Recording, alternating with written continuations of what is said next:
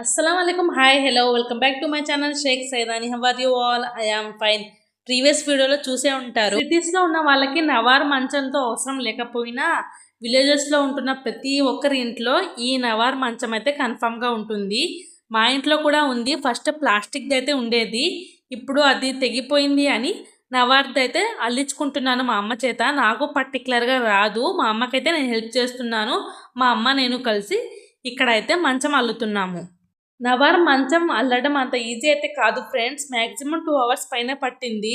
First మంచానికి 9 or 11 లేకపోతే 13 అయినా పెట్టుకోవచ్చు. స్ట్రైట్ లైన్స్ అయితే పెట్టుకోవాలి.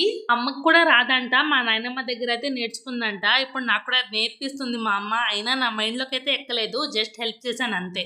కొత్తగా ఏదైనా నేర్చుకుందామంటే ఒక్కటి కూడా ఈజీగా ఉండదు, ప్రతిదీ హార్డ్ వర్కే. పొద్దున లేచినప్పటి నుంచి నైట్ పడుకునేదాకా ప్రతిదీ హార్డ్ వర్కే అనిపిస్తుంది ఫ్రెండ్స్.